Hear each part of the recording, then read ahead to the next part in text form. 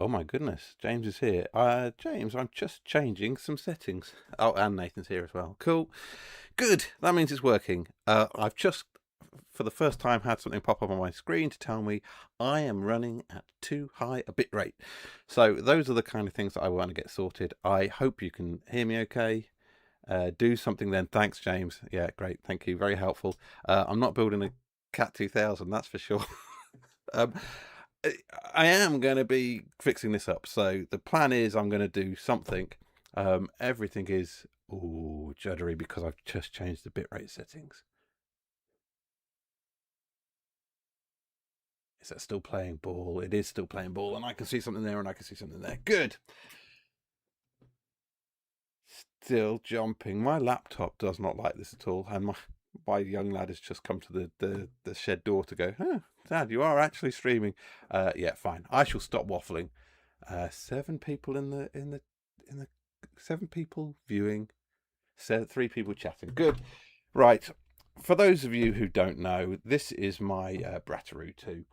Um, I got it up to 65 mile an hour, which for something that's an ORV is a bit of a ridiculous idea. I know it's not the fastest. I know there were people who did 100 and whatever, 110 mile an hour or something.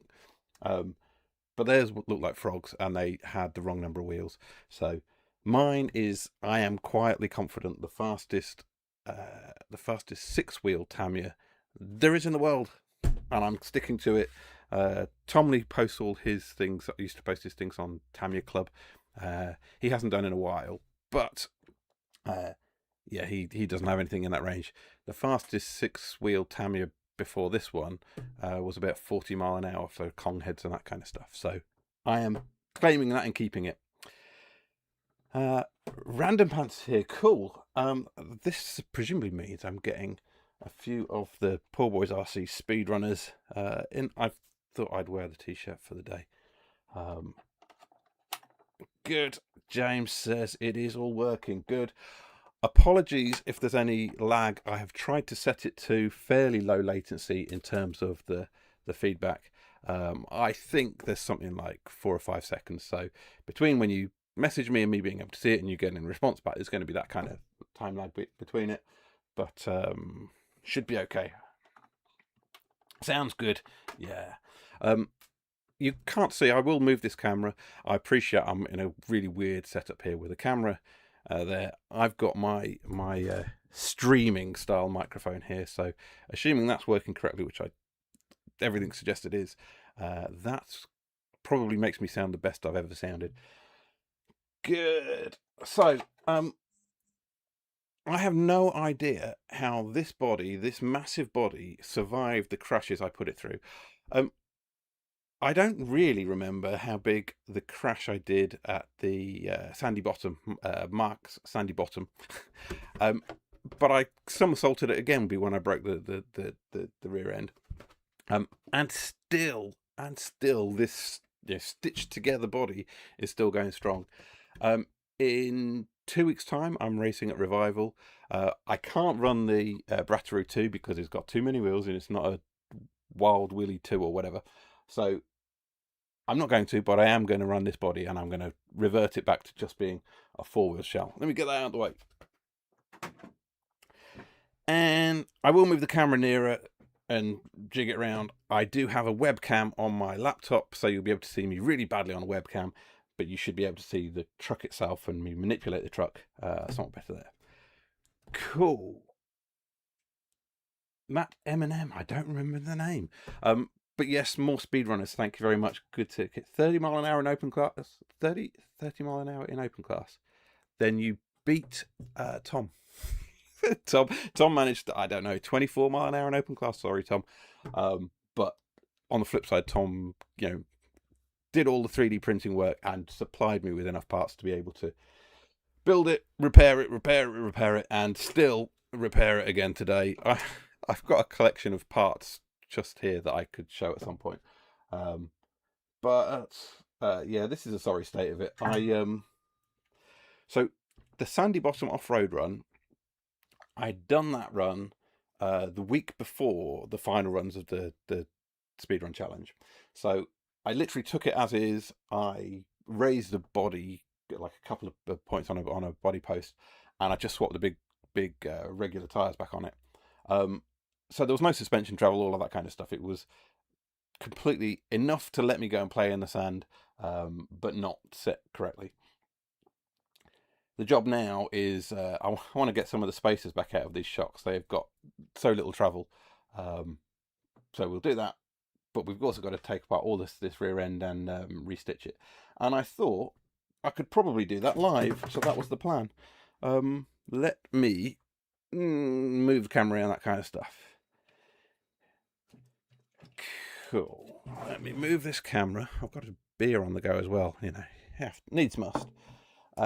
So I suspect if I put this camera a bit nearer and jig it down there, and then what you really want to see is if I go here, I can put me back on the screen. Oh, that's not looking very happy, is it? That's very static. Let's see if we can just rejig the webcam and re-wake it up. There we go. On screen and live, and there you go, there's my microphone. Good. The one thing that Tom and I were fairly quiet about in this is replacing these gearbox parts is just a lot of hard work. I guess you saw it on my video for Sandy Bottom and Mark's video for Sandy Bottom. I did change one of these out in the field. It's a faff. It's not, in quotes, designed for maintenance, but yeah, works enough. And I've just really got to try and figure out what I need to remove from where to make this all actually happen. I probably need to do myself a favour and drop the motors out of it. I don't think I have to do the motors. You'd think if I was doing a live stream where I was going to repair this, you'd think I'd be a bit more prepared about what my plan was. I literally, before the start of the stream, dug out a couple of the sprues because I know I've smashed a front upright. So we've got to get that done as well. And you'd think maybe I could look at this and go, oh yeah, the right strategy is to do this, that and the other. It's possible to take the gearbox off. You leave the fine. You leave the suspension springs on until you get the cowling off, the shroud off the gearbox. At that point, it probably all falls apart, and so make sure you've got something ready for a giggle because it's a faff. Let's get some wheels off. Get some wheels off first. Right, here we got. Definitely need Crash of the SRC award next year. Yes, thank you, James. Definitely do. Someone commented on my first Crash video. They said, maybe it was Mark who did it. Said, I have no idea how you managed to like just laugh at that huge crash. You know, the one where one wheel went 20 foot, 25 foot, however high in the air, and quite honestly, I was laughing because, well, it was a golden TV moment, wasn't it? So, like, with all of these things, whenever you're doing anything with toy cars, I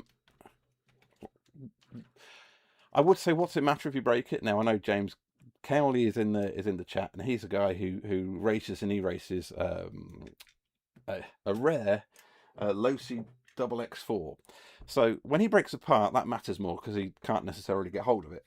But at the end of the day, for all this stuff, you know, you can fix it up. You can get hold in the main. You can get hold of the parts, and you can repair it. So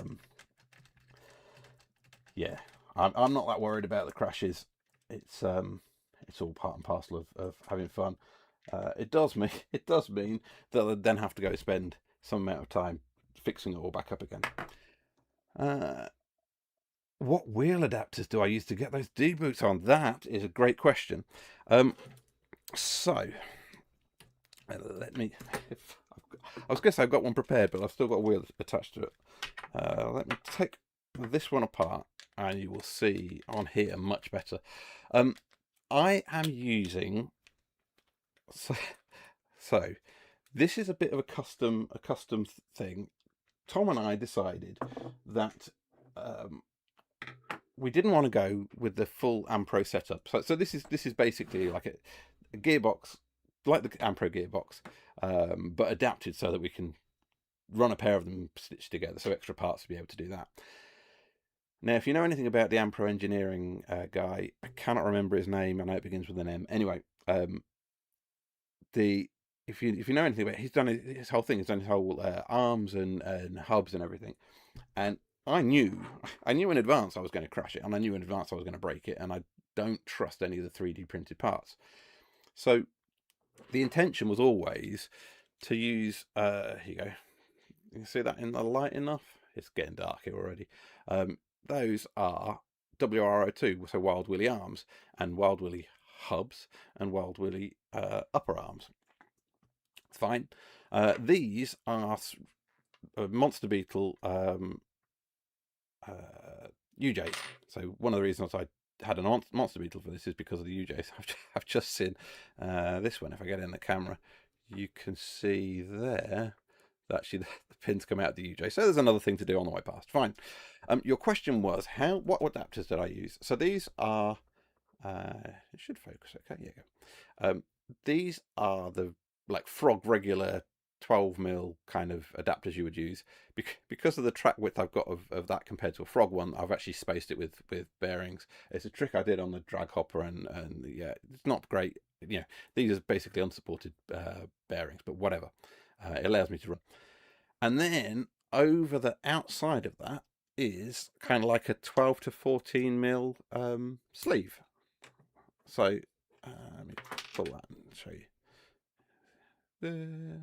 Hopefully let's just focus on that. Yeah, so that's a 3D printed sleeve that takes it up from a 12mm to a 14mm, and that's what those D boots. These are the smaller D boots. These are the 85mm diameter ones, so they take a 14mm hex, and that's just a hex adapter.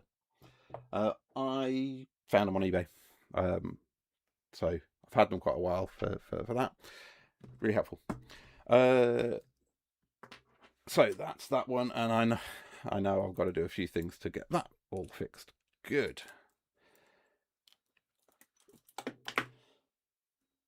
I'm still dragging my heels about taking this gearbox apart. It's fine. You see, okay, good.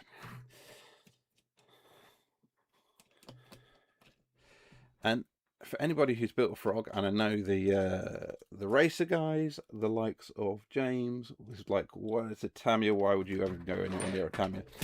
Yes, the ORV gearbox has got a very special party trick, which you'll find out quite shortly. You basically it falls apart in your hands. So as soon as I take these screws out, I'm going to be left trying to hold together a gearbox, and it's going to get messy. And I'm looking around confuzzled. I don't want a hex driver. Not a hex driver. I think it's 5.5mm. So some combination of things here. Basically, Tom and I went with the plan of we would run great big bolts.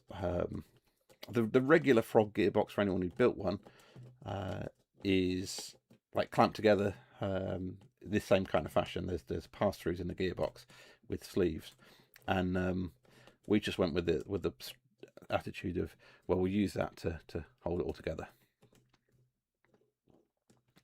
Yeah, random pants. If you cannot find them, I can probably put something in the description of this video.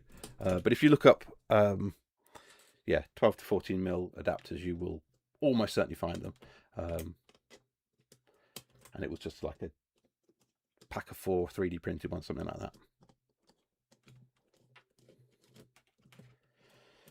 Now, I guess this doesn't make the most entertaining viewing, but get these bolts out, then you'll be able to see what the situation is with the gearbox and the shroud and how the arms all fit.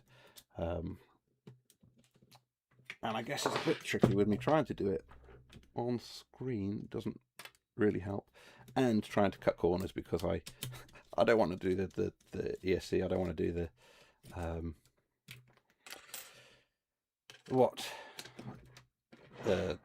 motors. Don't particularly want to take the motors out. Don't need to.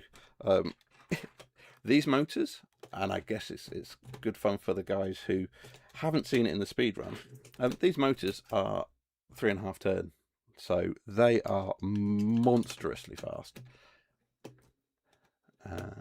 What did James say? The ORV gearbox is definitely unique, but so surprised how much power it withstood in the SRC. Absolutely, James. I ran mine all the way through with standard diffs. So I started off with the frog gearing, and so the frog diff. The Blackfoot diff or Monster Beetle diff is 1 tooth smaller on the diff and a different counter gear, etc. I ran it on frog gearing because I knew that would be fastest and most tempered. And then what did I do? Then I trying to talk and do something at the same time is hard work, isn't it? When I switched to, I guess when I previously broke it and I knew I was going to be running off road, I knew I didn't want to overdo the gearing for running it off road. So for the sandy bottom off road thing, I'd already changed the gearing over at that point to Monster Beetle gearing. With 16 tooth. No, I think for sandy bottom I ran it with the regular 10 tooth. Did I run it 16? It doesn't matter. Anyway, this is on 16 tooth pinions at the moment because there's no extra adapters in there. I think for sandy bottom, for sandy bottom, I was running. I'll get my I was running my favourite 8.5 turns. So these are my 380 8.5 turn motors. The one that I used in the drag hopper last year for 74.5 miles an hour, 75.2 with the super clean run or whatever Tommy likes to call it. But yeah, so that was with the 10 tooth pinion on. So that's what I was running at sandy bottom, the 8.5 turn motors. And so yeah, I changed the gearing over once, but with these shrouds using the like the Ampro style thing, I didn't have any gearbox click or whatever. I have never experienced the ORV thing of the gearbox can't handle the power. Now I appreciate they can't handle the power by default, but actually all this has got is the 3D printed shroud, put some pressure on the diff plates, and it's been fine. Been absolutely fine. For you've seen how I thrashed it about off road, and yeah, it's from what people have said about the MIP diffs where they had trouble with those. They didn't. Well, I think somebody did grenade itself. Did actually melt itself, which is not a great look, is it?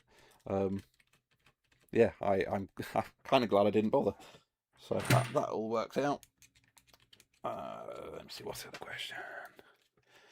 Can't come on a build or gearbox as it was the other's M chassis that I ran on when he went on holiday.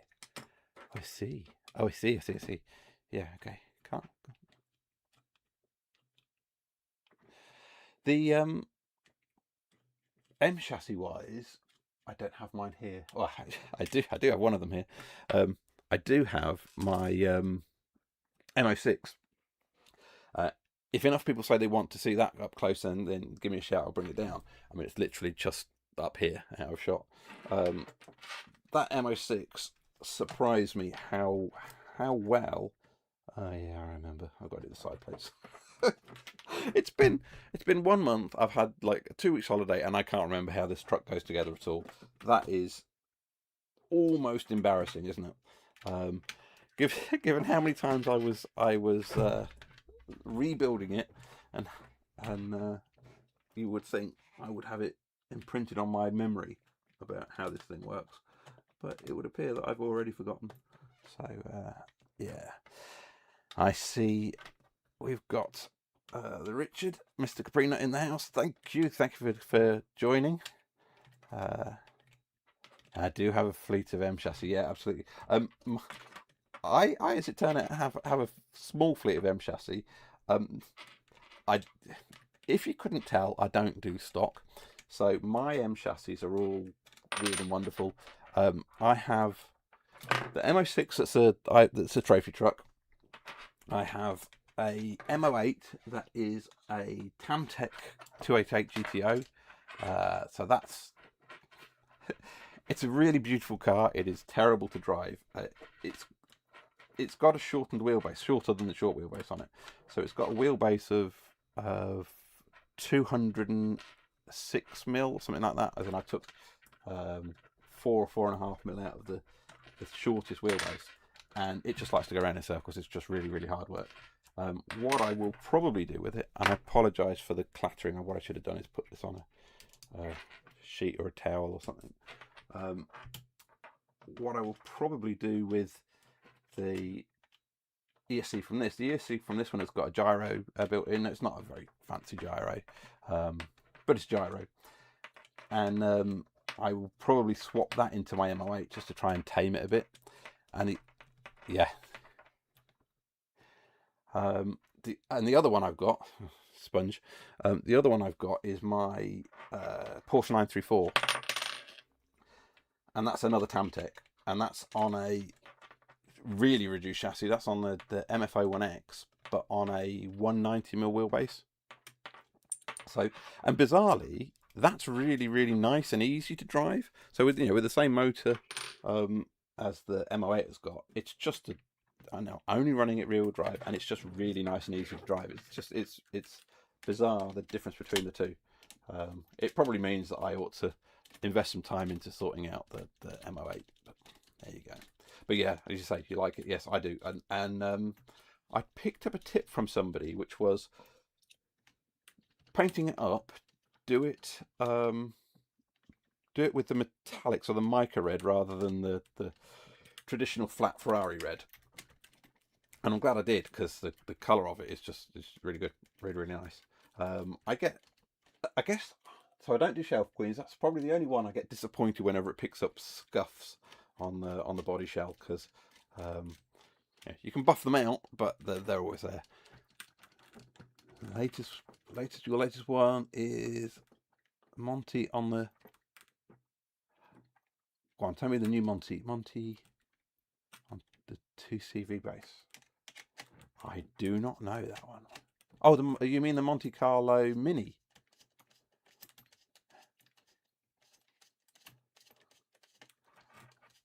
What was my...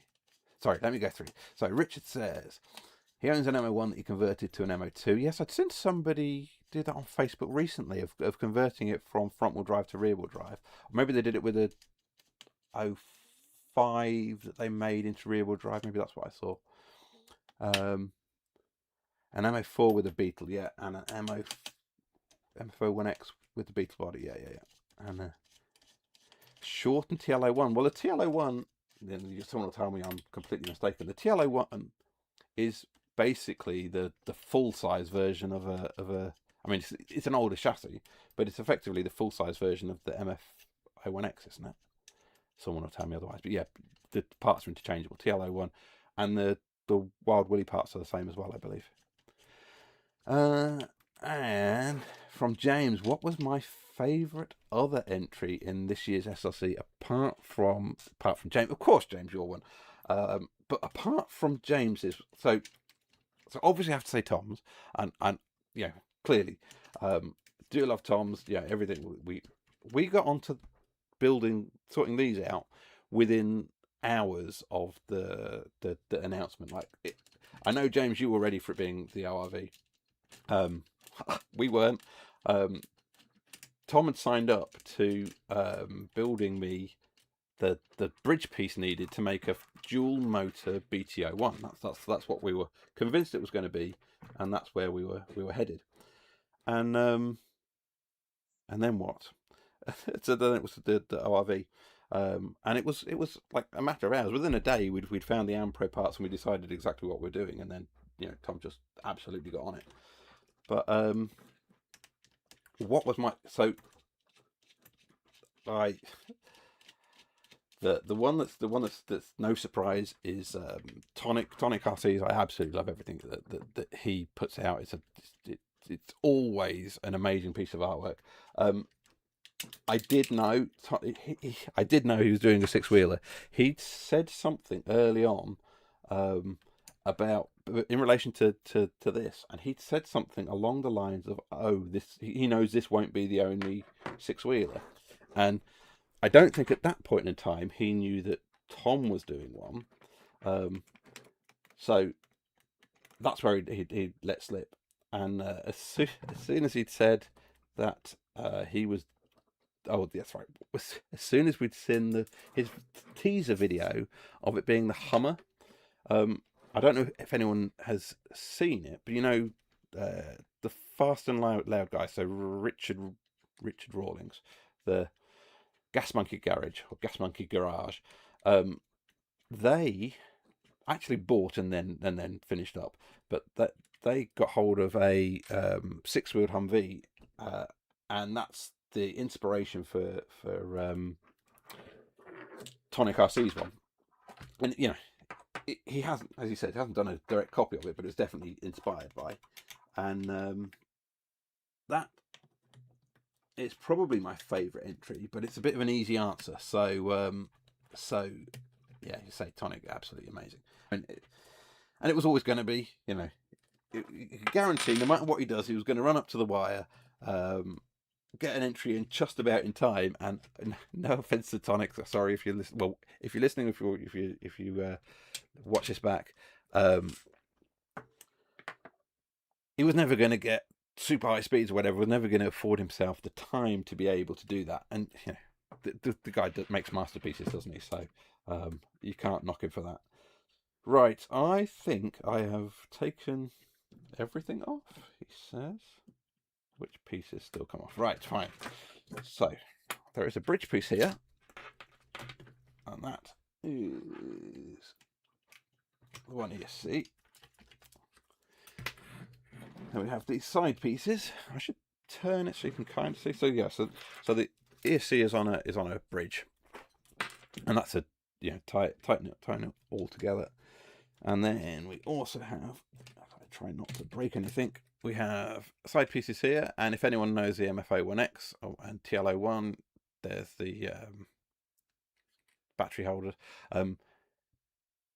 I cut these down so that they would take the shorties that I was using rather than a full-size battery, but otherwise they are the standard MFO1X and TL01 battery holders.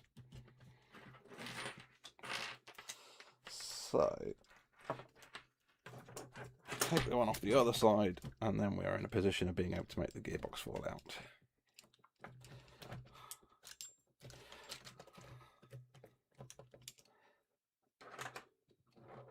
Yes, right, I remember. So that is, well, I should have taken the motor off. I still have to, don't I? Because, do I have to? I do. I have to because I can't take. I don't have to. As I say, I can't take this bridge section out without disassembling the motor and taking the gearbox apart. However, I don't need to. Fortunately, my last crash I didn't break this piece. If I do break this piece, that makes the job so much harder. But we can at this point take that gearbox shroud off. Now we'll probably hear the cracking of there you go, of 3D printed plastic as I do it, because it's tight. It's a real squeeze. But given that's part of the gearbox shroud that's come out of here, kind of whatever. The point is, it's a lot easier to get these screws out now that I've taken this whole thing off. Yeah, that's not our finest decision in terms of making it. It's easier if I run these the other way around, so the screws are on there and the nuts are holding things on. It gives me more opportunity to do stuff with it. But yeah, I guess when Tamiya get as far as releasing this as a Bratarootwo, maybe they'll refine some of these design decisions. Nick's three-wheeler. Oh my goodness, yes. Um, Someone said he's in the UK. I'm not sure he actually is. I think he might be from the UK, but I think actually is he based in the Netherlands or somewhere? As in, I think the road signs I'd seen suggested to me that he's not actually in the UK. But yeah, his three-wheeler with one front wheel, two rear wheels, and them all being narrow and things. I mean, that was creative, and I guess who else was creative like that? Russ had done a nice bit of handiwork himself in terms of building his super low profile race car. There was also a red. Whose was the red Camaro? I mean, the paint was like a translucent and so thin. So that was impressive. Impressive in terms of like how well it ran. Looked pretty nice. Obviously, whilst Rich is here in the chat, so Rich has got his Capri, because it's always going to be a Capri. You met Nick on the Scale Builders Guild. Okay, that makes some amount of sense. As in, he does have mad skills. And Bryce. I mean, Bryce. You could already tell what Bryce's was going to be before he'd started. I was pleasantly surprised by how other Nick, the bandit, how he'd got into it. I think he was dragging his heels. I know at the very beginning of June when the chassis announcement was, he's like, oh, I don't know whether I've got things going on. I don't know whether I want to be troubling with it. And then within the course of a week, he'd done a spreadsheet of every pinion and motor and everything, and did all of that for a long time. Stood as the fastest stock spec car, and then he entered open. It's just so yeah. Yeah, good. I do like Nick being around. I do know he's like really good for the community, that kind of stuff. Are my revival cars ready? Well, I tell you what, I've missed. Yes-ish. My Madcap Super Astute thing, that's been ready a long time. I do have a custom set of wheels from Disco Discs, from Chris at Disco Discs, and they are astounding. So I've been holding off showing them around the place. They are going to be on it for that revival. I'll make sure I put them on a video before revival goes. My progress is over here. One moment.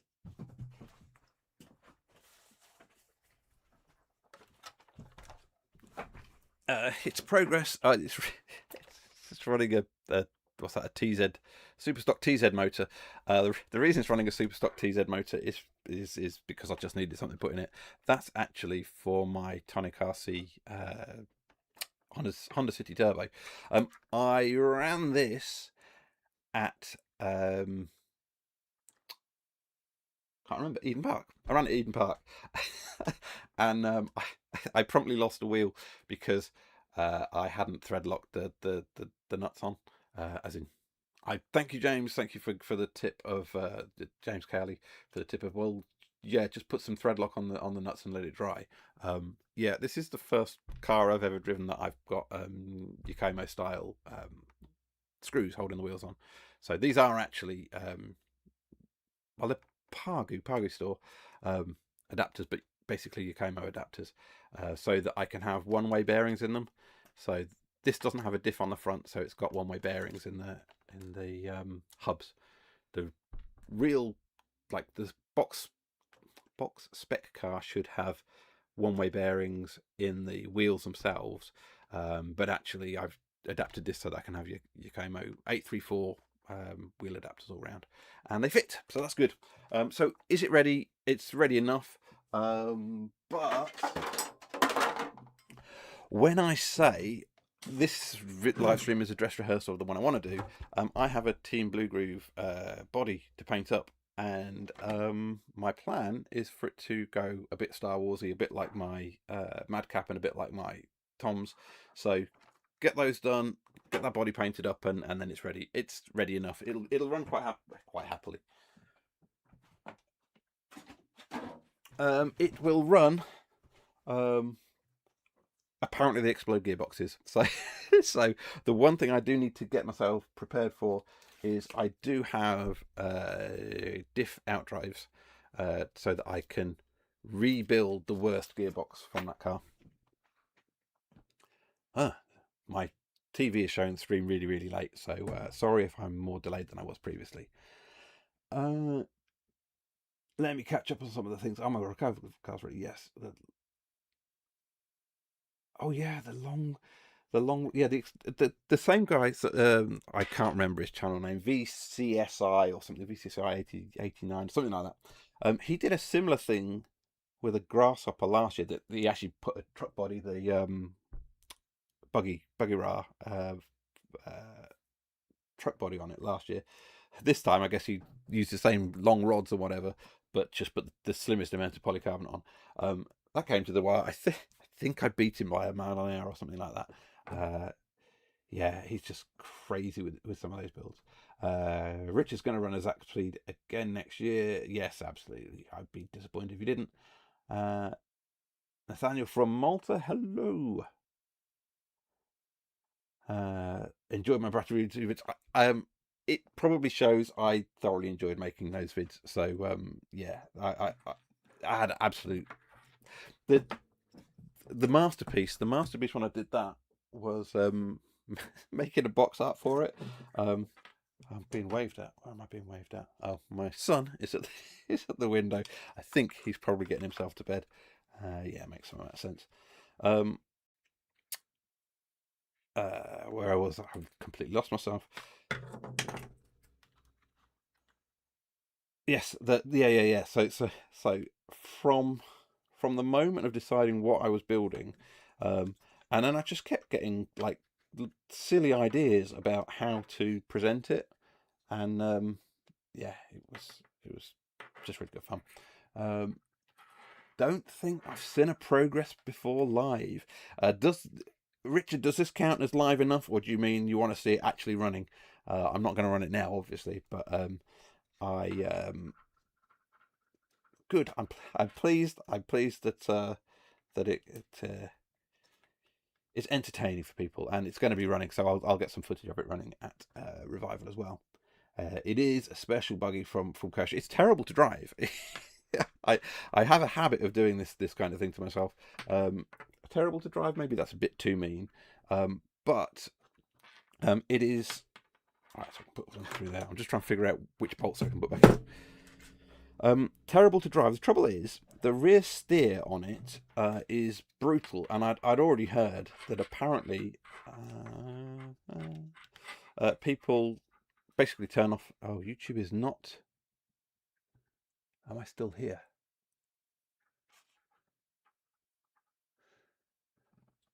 YouTube is not receiving enough video to maintain smooth streaming. Oh dear, sorry guys. The buffering is at my end apparently, but I don't think I can do anything about it.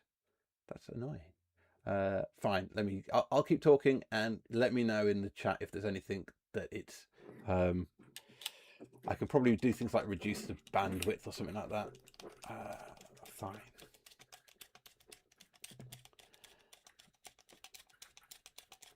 Yeah, so the progress, the rear steer on it is really aggressive, and what I've actually done is I've put two, because everything running ESC these days, I've put two servos in, one for the front end and one for the rear end, and I can choose how much rear steer I get by a dial on the transmitter. Good, thank you James for letting me know that it's still working. The error message has gone away, but I presume I'd had some amount of grief. My laptop can't really cope, so I'm looking at this and I've just realised one of the things that I hadn't prepped at all. As you can see, I'm trying to screw a thing in. One of the things I hadn't prepped at all is the holes on these parts generally need reaming, and I haven't done it. That's not so bad.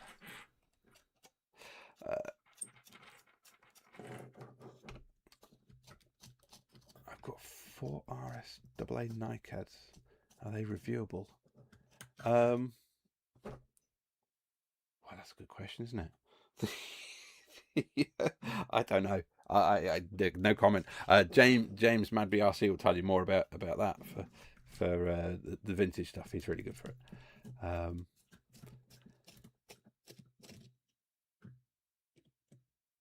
89ish, absolutely. Turbo Rocky.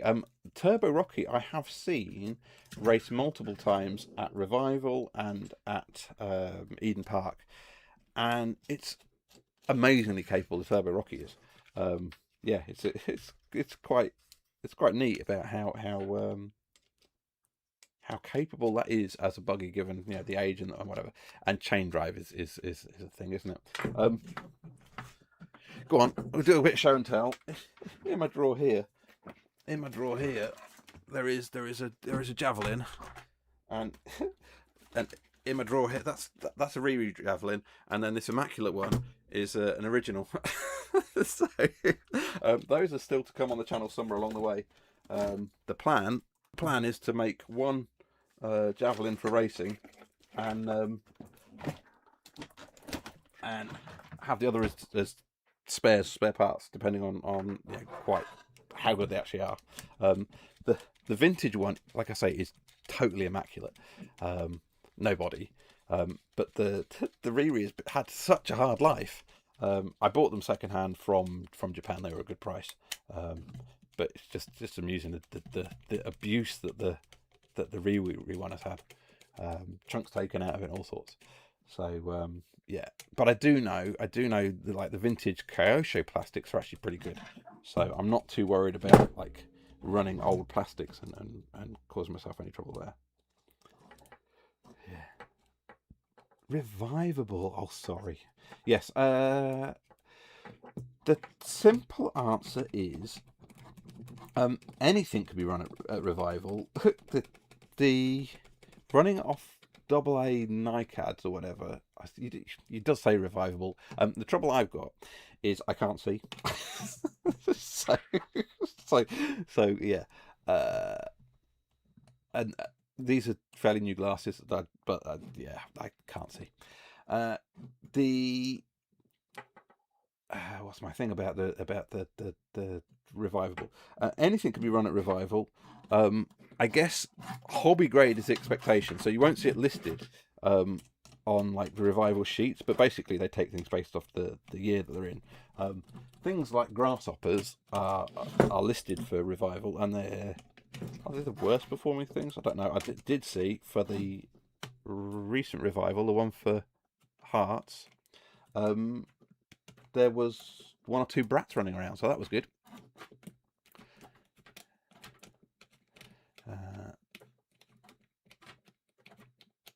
Post a pic, that would help a lot, absolutely. So yeah, good. Right, so we've got one shroud on as far as I can get it on for the moment. I am going to park that over there for the moment, and then we'll come to the next. I'm going to blame getting anything done on too much chat, which is I don't mean you guys chatting too much, I mean me chatting too much, which is to be expected. As in, I did this as a stream, knowing that I may or may not manage to actually get a great deal of this rebuilt, and we'll just see how it works through. There you go. That's a piece of plastic breaking. Oh wow! I just seen how it's. That's not from speed running. That's from Sandy Bottom. That's amusing. Oh yeah, that is sand. Do you know what that means? I really ought to be doing. I really ought to be taking these gearboxes apart and seeing how much sand is inside them, but I don't. I can't. I can't bring myself to do that. So we'll just see. We'll just see. What I do have is diff out drives to go on at some point. Right. Where is my other gearbox piece? Here it is. Maybe I can at least run a cloth over it. 1 moment. A duster, that'll do.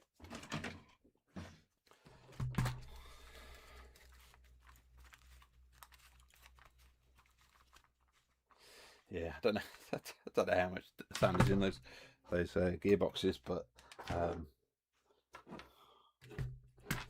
did I ever tell you I don't really like the ORV? What's my thoughts on next year's ORV? Well,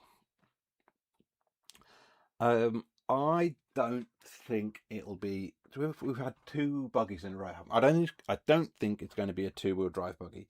Do you know the one I most want it to be? I most want it to be the XR 311. That's what I'd really like to see. But so I think it's going to be. I can't give the right answer, can I? Because my answer would be, well, it's bound to be the BT01, but I was wrong this year, so I'm bound to be wrong again. The I thought so. So you'd seen, James, you seen that I'd done the video, hadn't you? For the what's it going to be, and I kind of fancied it being a hot shot because I know Phil really likes a hot shot. So, and they were readily available, especially if you say, you know, you're going to take any of them that are super tight. I wonder why. So yeah, so I think hot shot. Do I think you do it on road or do I think you do a hot shot? And what would I go with? I think if it's on road, it would be the BTO1. I don't think it's going to be anything new. You know, it's not going to be the new really expensive Beetle. I don't think it's going to be that. Am I going to be on for a while longer? Yes, that is totally the case. I will be on as long as people are happy for me to be on. I plan to be on for an hour, maybe two. And given how little I've got done, let's call it two. Or yeah, you tell me when you want to drop off. Yes. Do I think it would be the hot shot? And it's like, I think it's more likely to be the hot shot than to be a BTO1 because it's all talking with James the other day. It's all about that nostalgia thing, isn't it? And the SRC, you know, you look at how popular the Grasshopper was, and you look at how popular the ORV is on, and it's like, even though they are ridiculous things to run, the demand has definitely been there. People, you know, definitely wanted to do it. So, would he do hot shots? And I think my answer is yeah, I'm sure he would. I think there's a part about cost. You know, how much it costs to get hold of a hot shot or a Super Sabre or I guess you have to allow the big wigs in there as well. So yeah. Now, can I run any screws through here yet? I think the answer is I don't get to add screws to this just yet, but I do get to join the two gearboxes together. SRB would be insane. It absolutely would be, James. Your thing for this year was it was going to be the ORV, wasn't it? Yeah.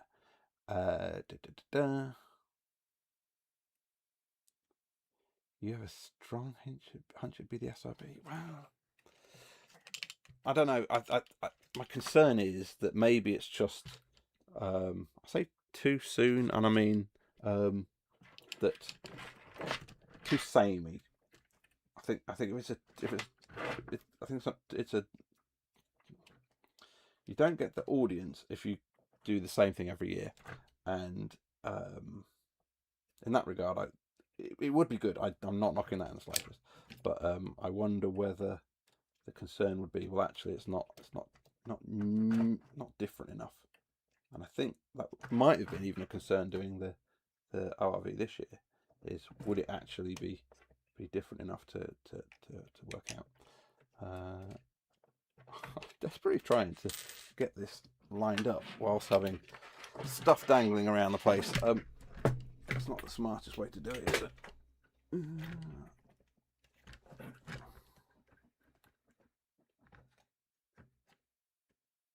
I know I can put one through there. So.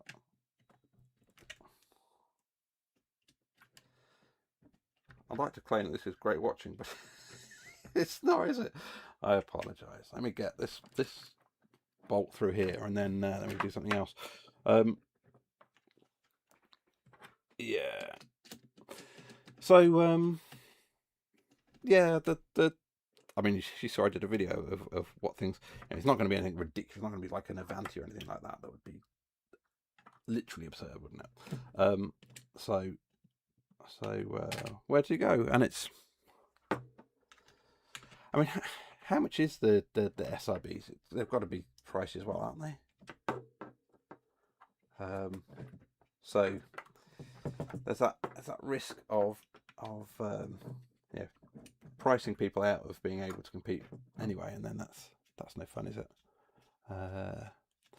The interesting thing talking about hot shots is I've sort of got my progress. I've actually got 2 1.5 progresses, because you can't get hold of them, so I'd made sure I'd bought enough for a runner and parts. And oh god, I just looked at this and I go, I have to take it apart anyway. I have to take it apart because the support for the gearbox is not in properly. The support for the diff. It must be okay on the other side, but not on this side. So we see just in there, this diff ring is not in properly. I don't believe I can encourage the diff ring back in without... Oh no, I can. Just enough play. Good. Yes, Bigwig would be cool, and I think you'd still bundle Bigwig in with the hot shot. So Revival do something where they separate them based off whether they've got a monoshock at the front. Just getting a drink. Yeah, so the monoshock ones are in the lowest forward drive gear group, and then when you get dual shocks or a converted hot shot to have dual shocks, it goes into the group after. They did that as part of their Revival reclassing for this year. So that's one way they separate it. If Phil was doing doing it for the SRC, I think he'd basically say you're allowed whichever you want, surely, because like for speed running, is there that much of an advantage going one way or the other? Good evening, Joe. Oh yes, we were talking earlier about this, what you're going to be speed running next. What did Joe say? Something? Yeah, I want to see your 311. I want to see that on in the speed run, because I think I'd do that in open class if that was in the SRC. Oh, can I possibly get this gearbox back together? It looks lined up. So, Joe, having just joined, the progress I've made on this is not a great deal. I'm currently lining up the gearbox parts. Sorry, my face in the way. With the adapters here to get them in. So it is, I said to people on the chat earlier, it is based off the who is he? It's based off the Ampro independent rear suspension mod, but done so that there's a bridge to join the 2 gearboxes together. Superbly designed by Tom and put through its testing paces by myself. That's probably the way to say it. But yes, so Joe is going to speedrun a XR311, I believe. So yeah, exciting.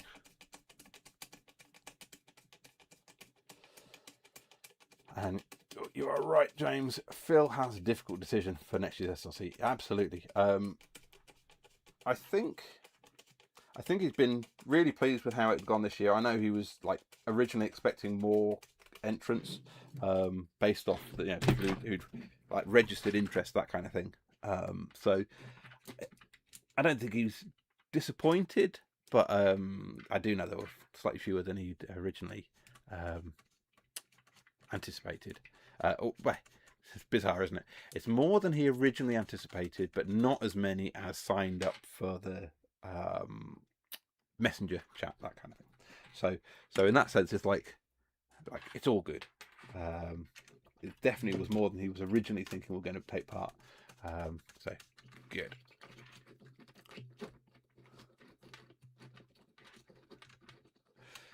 Jovis RC says he did put. Oh, this is for the XR311. You did put the biggest gears it came with. You get 3 choices, and that's what I was impressed with the Frog. So I'd bought a pair of Monster Beetles to do this, and I knew that the gearing was limited on that. I was kind of surprised and impressed that the Frog has the full set of 3 different gear choices in the kit. So that's good. You don't very often see Tamiya supply you anything other than the absolute base. I have a thing that I'm working through at the minute. That's not that. That's a calipers. That's not what I'm talking about.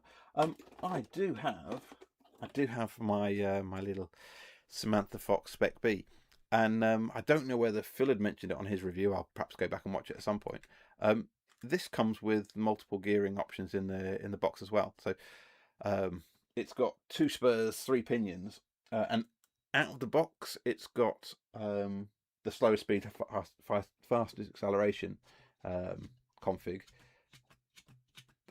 But there's other choice on it. So I will, as part of reviewing it, actually test the full range of what it's got and what it'll do. Right. So we need the side plates. I need to determine which ones are which to actually get it to go together properly. Good, that's that one.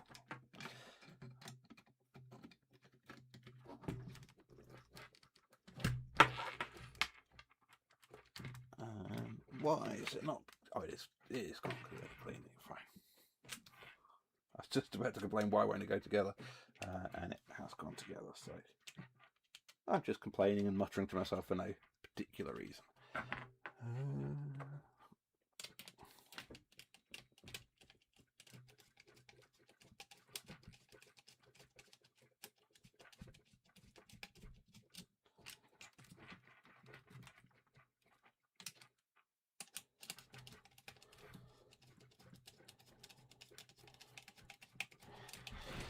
And do you know what I really ought to get myself? As I really ought to get myself a electric screwdriver, especially for these. It's quite painful, isn't it?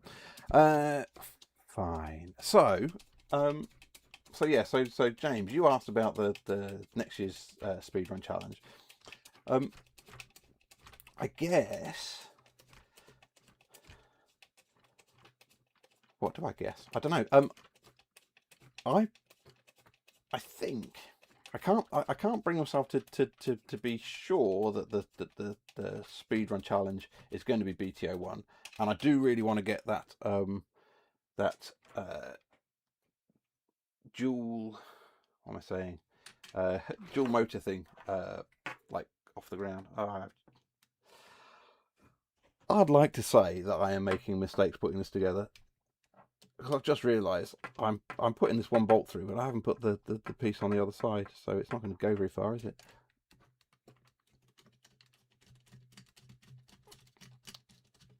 So that one needs loosening and rejigging. Yes, thank you, Joe. Smash the like. The one thing that I know I definitely don't do, and I know you guys are already, I am going to remind people to like and subscribe at an appropriate point through the video. I don't just mean for this. I do know it's a thing that I need to kind of encourage people. People will do it by asking. So thank you, Joe, for saving me having to ask. Although I guess that's what I'm now doing. But thank you for reminding people and reminding me. Very good. What did Richard say? My 4919 Frog gears would last if I didn't crash it almost. Richard, what was going on with your with what was I going to say, with your like spur gears? You were just absolutely munching spur gears. I don't think did anyone else have the same pain you did for getting through spur gears. It was ridiculous. Yeah, crazy.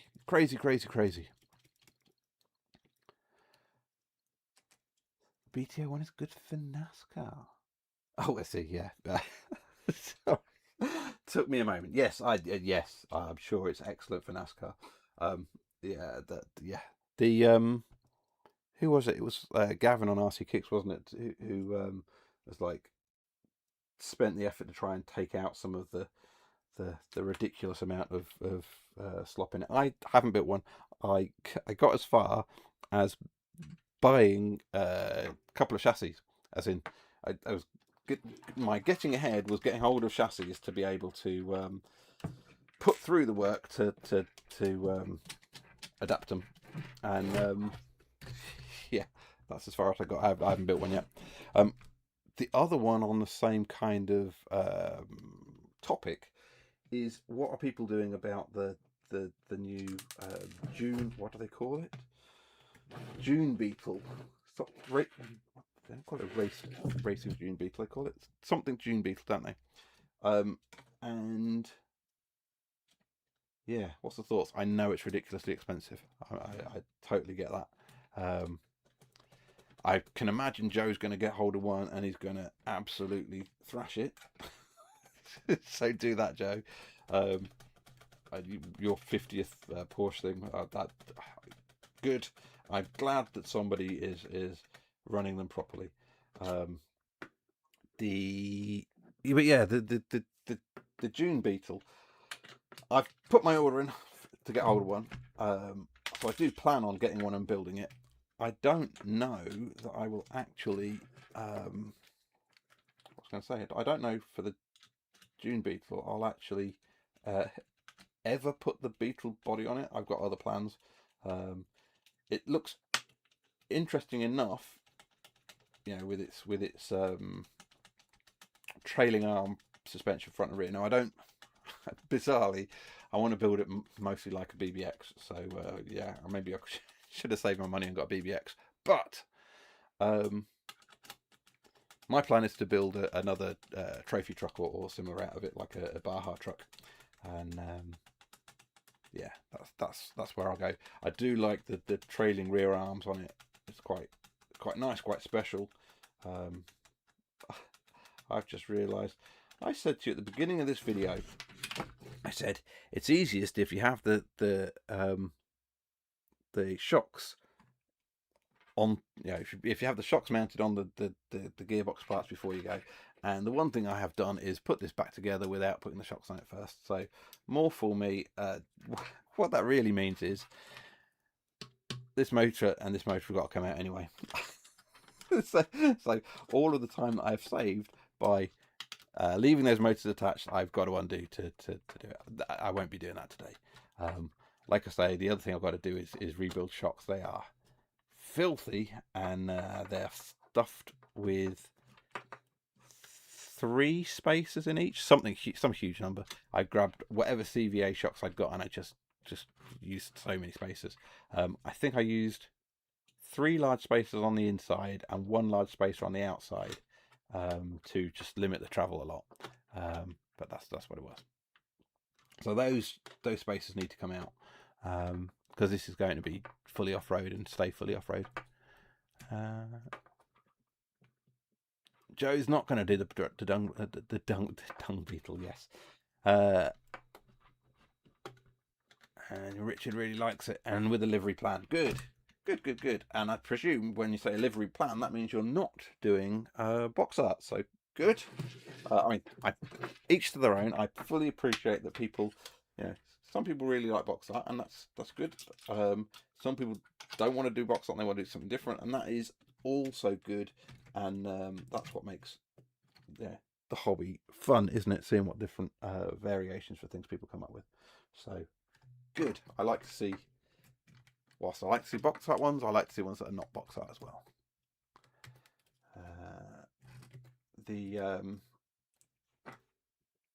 Yeah, mine will be an off-road truck. Is definitely the plan, and see from there. What I don't really know is what I'll have to do about cutting the cage up to fit a different shell. It's totally totally shaped around the Beetle in the first place. So yeah, there's that.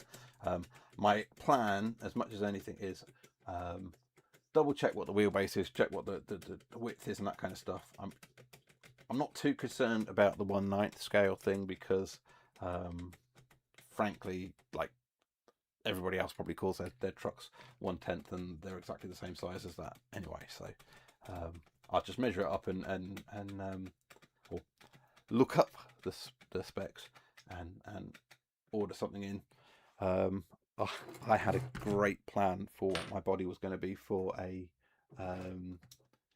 BT01 dual motor. I'd been looking around what cars had ever been done dual motor, and the one, so I know there's like an Audi bimotor had been done. The one that I could not get out of my head was the Suzuki Vitara. If you know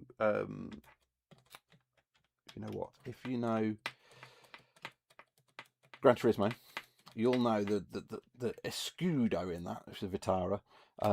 Pikes Peak Escudo was a dual motor thing. I just need to find a towel.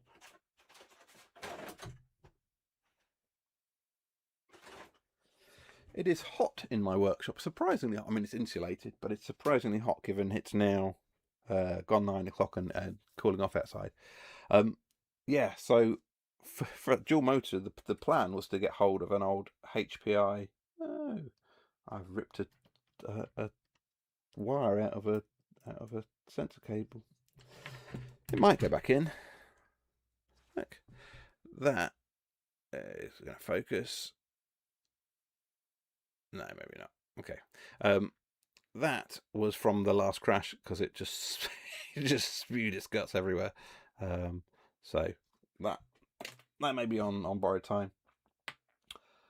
Yeah, so the Pikes Peak Escudo was a plan, and there's a HPI version, and so actually I could do something with a dual motor. If you do a BT01 and you join them together, it's going to end up quite a long wheelbase. But I think that large scale or larger scale HPI body would fit. So that's where I was thinking of.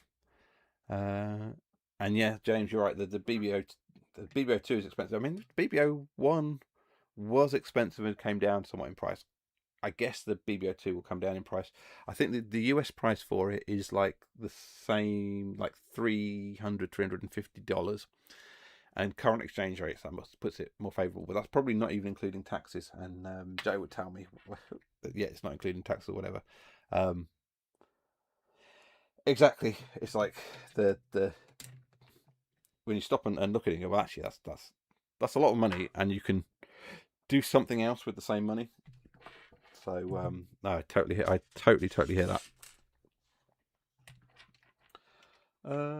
So this is almost back together.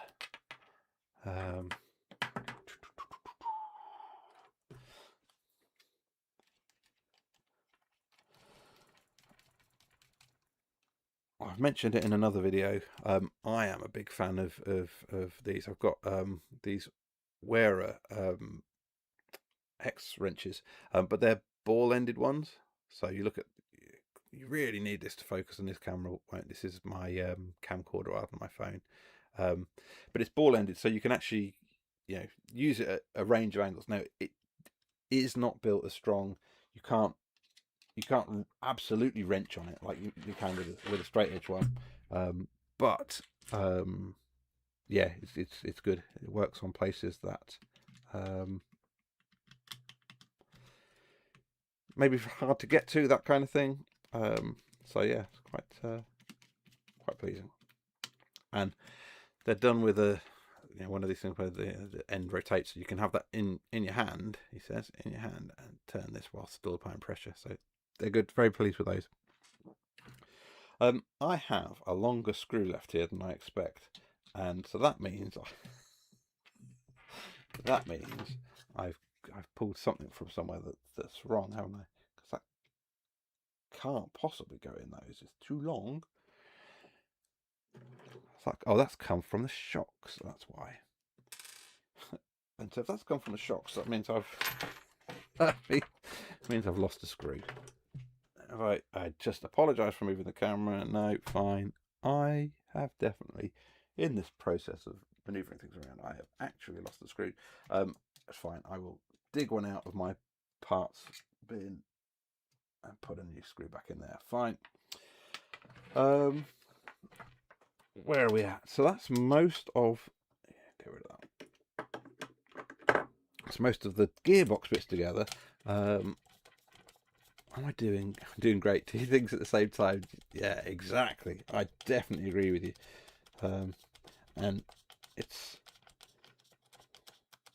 you guys have seen Phil's live streams where he's trying to build a car, and you go, "You're not building a car on a live stream." And I know Paul Slingy Nerd, I guess, is his login. He I know he built his first frog on a live stream, and I watched that. Just a little reminder, I watched it again the other day, and it's like, yeah, I'm reasonably sure I would have used the similar choice of words when putting together a frog for the first time. My word, doing that live, not fun.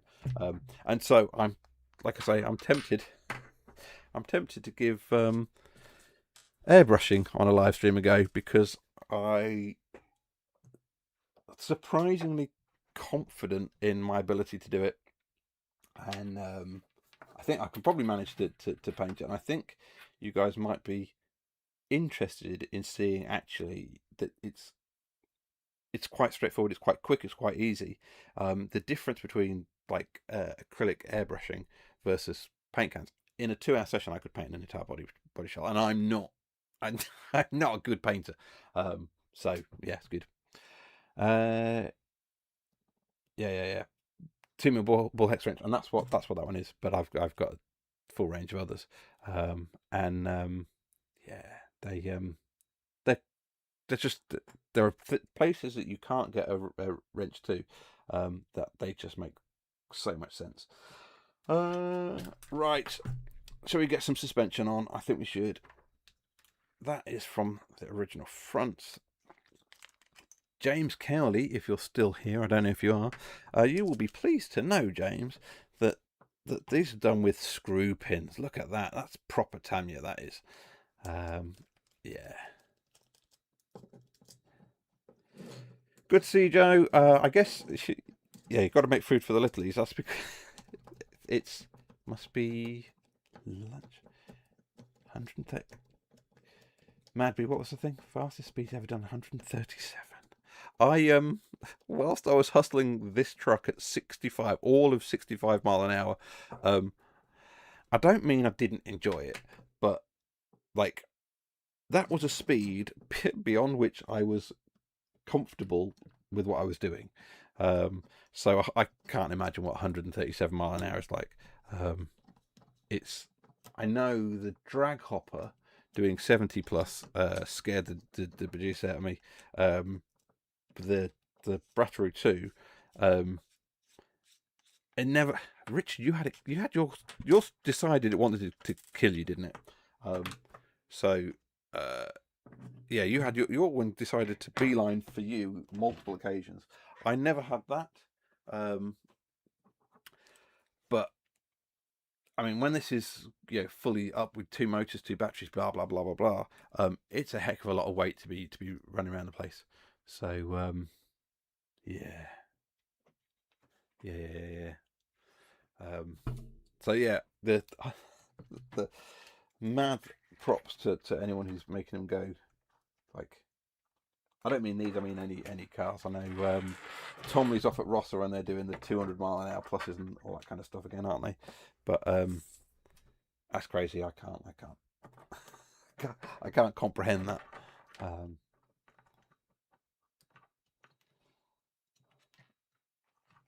Right. Do you think we'll get a screw pin in? Maybe, and it's not the best viewing because I can hardly see it myself, and I don't mean my glasses. Thank you very much. I mean for lining things up. And I've got a couple of shims in here as well. That, decided not to play ball.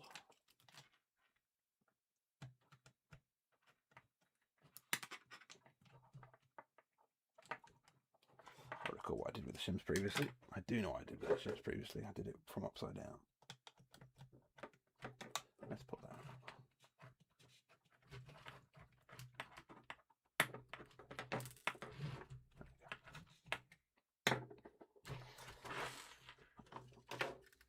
Oh, I found that screw. There's not enough on my desk for it to be as complicated as I'm making it. Oh well. Oh well. How do these guys see them at the end? The road blows my mind. I know. I absolutely. It's who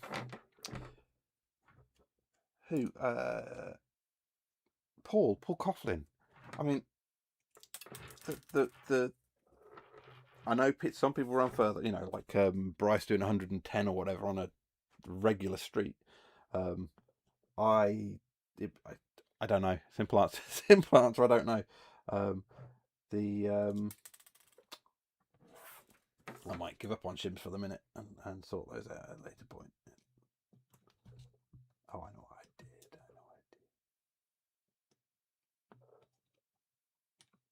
Do like so.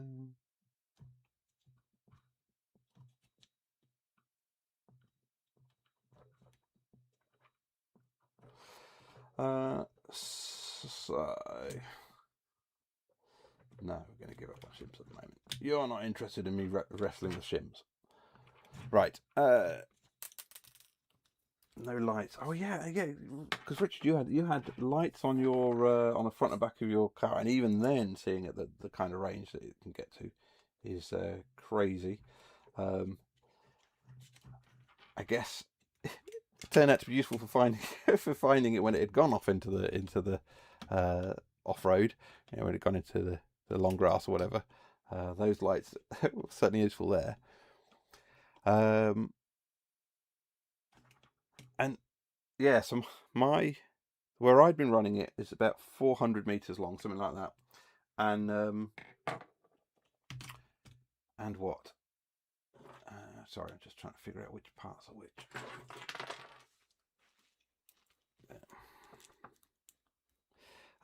Yeah, about 400 meters long, and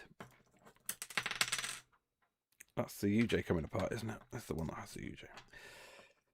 Yeah, so my road's about 400 meters long. If I stand in the middle of it, that's 200 each way, and I can cope with that. That's yeah. It looks, cameras like make it look way further than it actually is. There is that aspect to it. I appreciate, but I wouldn't go that much further. You know, at full stretch, I can't really see it. So yeah.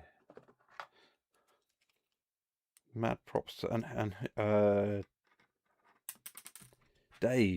Diamond Dave. In fact, not only am I missing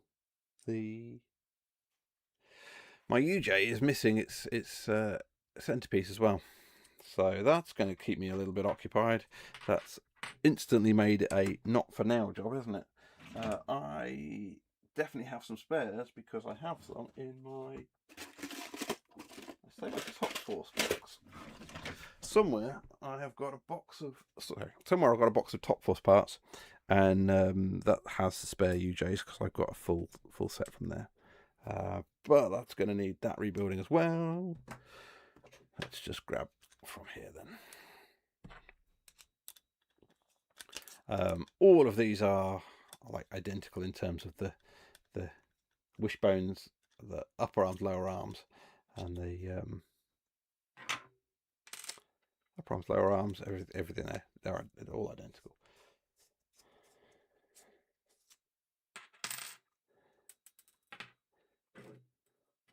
That's a shim.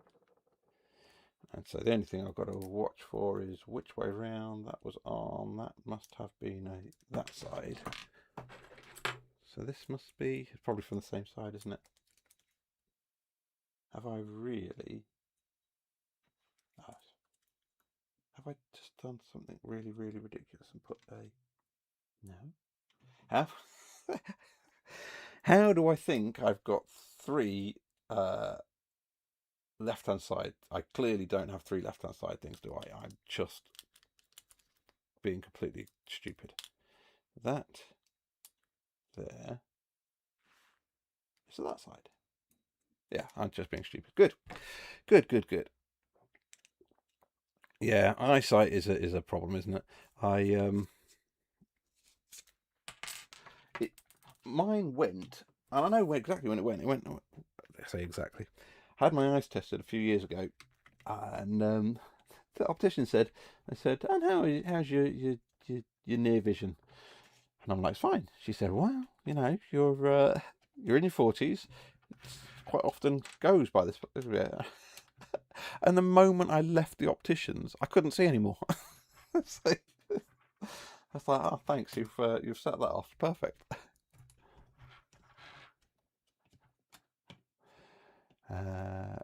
My track needs to be wider. My track does need to be wider. That is totally the absolute truth of it. Oh, I've just seen. so somewhere is Toa D50. I know the name. Yeah, I know that is. Hello, Dad. You've dialed into my live stream. Very good. Toa D for the other Andy Hall's dad. I don't know where 50's from, but that's all good. I if you're not, then tell me who you are. But I'm pretty sure that can be right. So yeah, say hello to my dad. Anyone rebuilding their RV are planning to do so. And who did I see? I saw. What's his name? Oh, that's really embarrassing. I shouldn't start with. Oh yeah, I saw so and so. The Rick Mason. He runs the slick tires. I absolutely hate it, but got a pair. Rick, if you need another set of tires, yeah, just shout and I'll send them over. He ran his the other day, so that was good. Good to see. He turned it back to stockish with knobbly tires, but still running it, so that's good. And working on his top force and finally got all the parts and body. Oh, I see. Been working on my top force all day. Finally got all the parts and body after the SRC. My top force. Don't let if Nathan's still on the stream. My top force is here, but it needs some shocks putting in, and it needs an ESC going in. I stole various parts around the place, so I know Nathan likes a top force. I'm sorry, my top force is out of action at the moment. It will be fixed. There's nothing broken with it. I just stole the shocks. I don't even know what I stole the shocks for, because that had the big bores. Are the big bores on? I don't know. Did I put them on the? Maybe they're on the Optima Mid. They probably are. Probably on the Toms. James is back on the shelf. Yeah. So I don't do shelf queens, but I agree with you, James. It's certainly fair for that to be on a shelf. It's definitely earned it, and I'm glad you got it out, and I'm glad you ran it for the SRC. Ready to run for 80. The interesting thing is, for the SRC post SRC, a lot of people keep running them, and keep see what the best they could really get out of them. And I've got a lot of time for that. I'm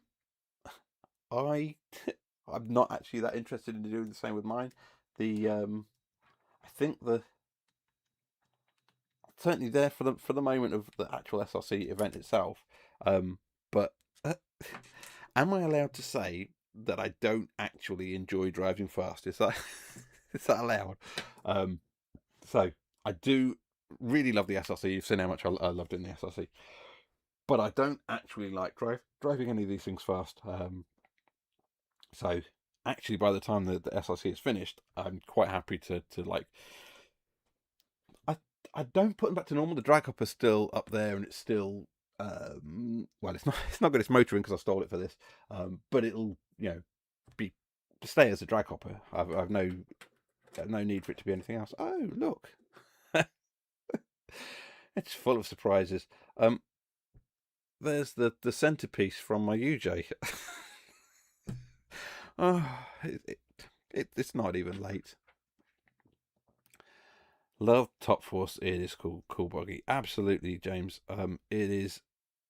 Is it, who was it? Somebody had asked a question about if you could own. Maybe it was on Tamiya Club.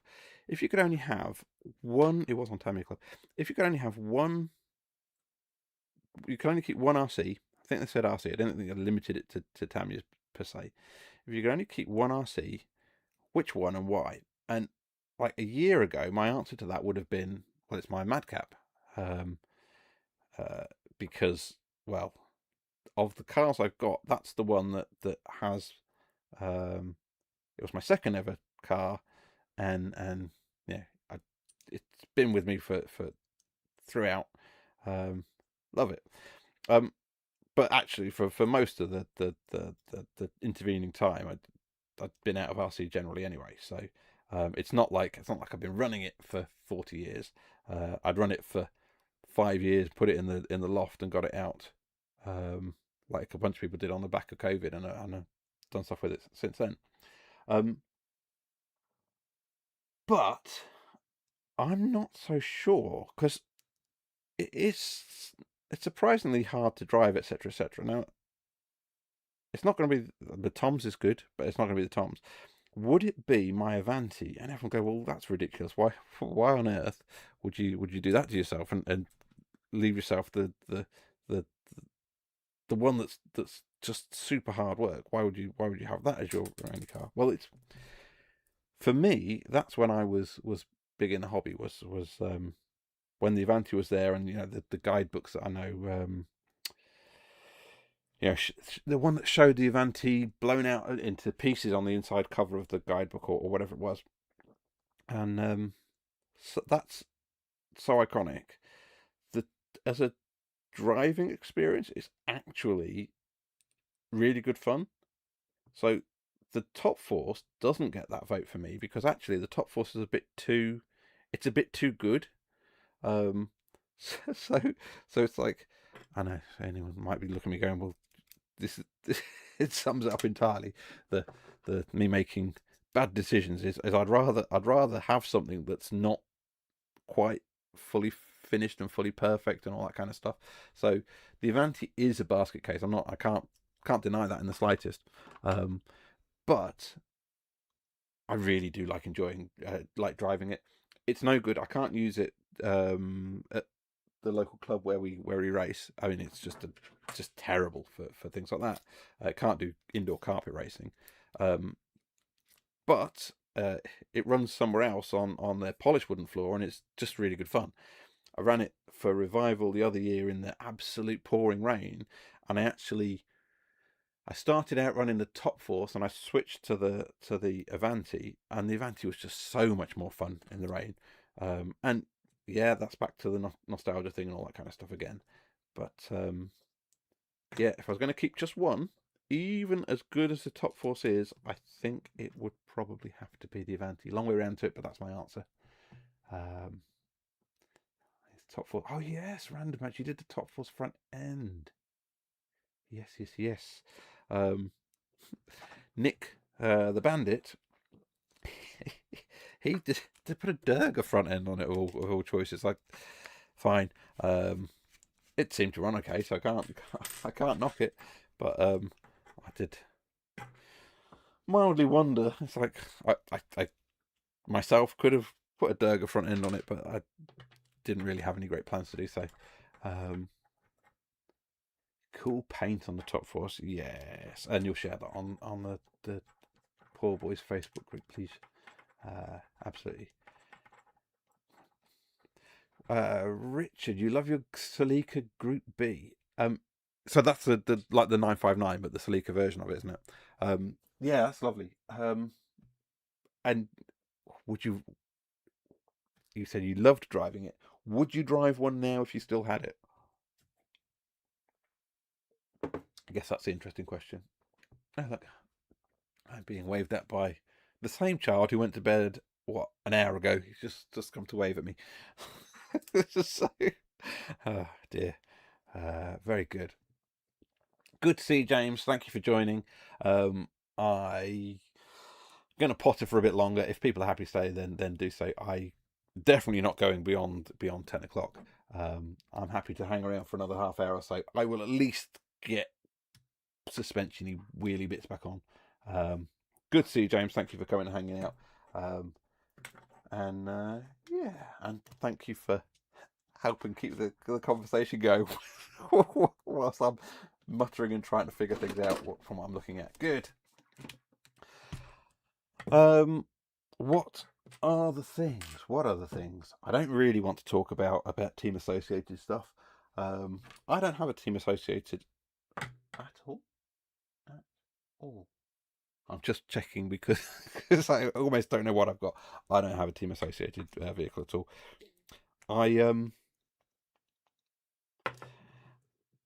There is.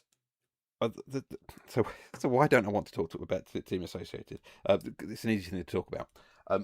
That obviously there's the things about. Okay, so there's the Vegas stuff coming up. What in the next? Is it next week? It's really soon, isn't it? I would totally love to get to Vegas for that. That would be absolutely amazing. I can't see quite how I'll make that happen, but it'd be a great plan. So Team Associated obviously have that vintage event going. But that's not really the reason I wanted to talk about Team Associated. The thing I most wanted to talk about is I ended up. So you've noticed I get a bit carried away with projects and whatever, and it was in the vein of six wheelers and that kind of stuff. And so maybe you'll start seeing where I'm coming from. And thinking about Tonic having done his six-wheeler. Tonic did his six-wheeler Humvee. I swear I need James because he'd tell me which one of these is supposed to go in which side, wouldn't he? But I don't think it really matters. So yes, so Gas Monkey did the Gas Monkey did their six-wheeler Humvee that Tonic had done a tribute to, and I was like, well, that's interesting because since that point they have gone and done. I'm looking at this, going, I feel like I've built something backwards. I have built something backwards. Have I built something backwards? That's all right. That's a. No, that's in the right place. That's in the right place. Oh, yes, fine. Oh, I haven't. It's all good. Don't panic. Nobody panic. So where else? Yes. So Gas Monkey Garage did their thing, and but they've done since then. They did a six-wheeled Testarossa. Now, I don't know what you know about Gas Monkey. That they bought a whole bunch of cars, Testarossas that were from, in quotes, a movie, and I could probably remember the movie. Someone will probably remember the movie. There was a movie done with Testarossas that were in the last 5 years or whatever, 5-10 years, and the chase scene was using Testarossas. So they bought a whole bunch of broken Testarossas with a mind to doing interesting things with them. In that Gas Monkey style. And one of the things they did based off what they had was a six-wheel Testarossa. I'm like, oh, that's an interesting thing. Could I don't want to fully fab the dual gearbox thing for this. Is there anything that I would use? Is there a crawler chassis I would use? I don't think that's the best fit. And it occurred to me there's that Team Associated six-wheel drive, I guess, six-wheel drive truck. And I thought, oh, there's a project in there, isn't there? So I'm trying to ignore it. Don't mention it to me again. So hopefully I can forget that I ever thought of it and not buy the Team Associated truck with the intention of never actually building it up as a truck. See how I get on. That's That's a possibility. I am actually booked into a little visit for Gas Monkey Garage, as in like really there at Texas after to the US. So and where I'm going to be, it's like, oh, it's actually a short hop round the corner. So the plan is to go and actually go and have a little see what they've got, what they're working on, and yeah, just have a little look around their shop, as in their actual workshop kind of thing. Especially because they're currently refitting it, aren't they? Well, I don't know how much you watch them. Anyway, so there you go. I've got to try and forget about the team associated six-wheeler. That's all we need to say on that. Random Pat, so you raced it. You did the speed run challenge with it using the. Did you not? I thought you built it with the what? With the Top Force, and then you switched it to the Super Astute. Oh, did you do Super? Someone has a Super Astute front end for something to get the front end low enough. Is that you? It's not, is it? Anyway, right. I'll get this buttoned up. I think we're in the land of winding down, and I think we'll call it somewhere there very shortly.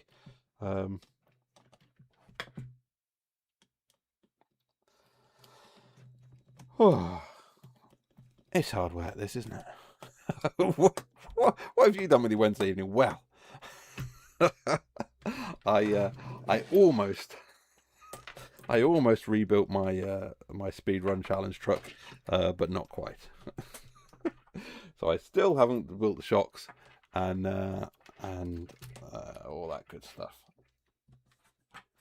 This, oh, good.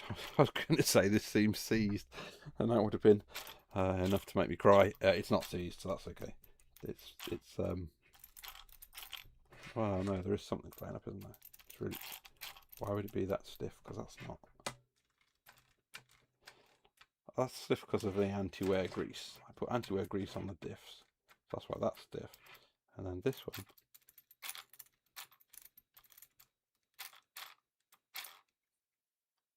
That's worrying, isn't it? I don't want to have to rebuild it. We'll find out. We'll find out, but not this evening. So that is the suspension back on. There you go. We've still got some chunk of old shock tower on there. So I'll get those all mounted up. Get the big monster beater wheels back on there. They're plenty of sandy bottom dust on them. As I said, I still got to do something with the front end, because in my last crash I totaled this front knuckle, as you can see from there. Let me do that. So this is totally exploded here as well, but you know, that's as it is. That's not been the most exciting of a build, but hopefully we've had enough of a thing to ramble on and chat about. Thanks for joining. I am going to call it here. I don't know where here actually is about how much extra delay there is. It's not that bad. Good. Fine. And yeah, we'll get it switched over. I'll get some pictures put on the Facebook group. I am super excited and pleased for all of you guys, whoever voted for it being on the banner of the month. That was very pleasing. And I get a nice reminder of that whenever I go on the Poor Boys RC page. So that's good. Thank you very much. I'm going to call it there. Thanks for dialing in, and it's been fun enough. I'm going to do it again. I'll let you know. Thank you very much.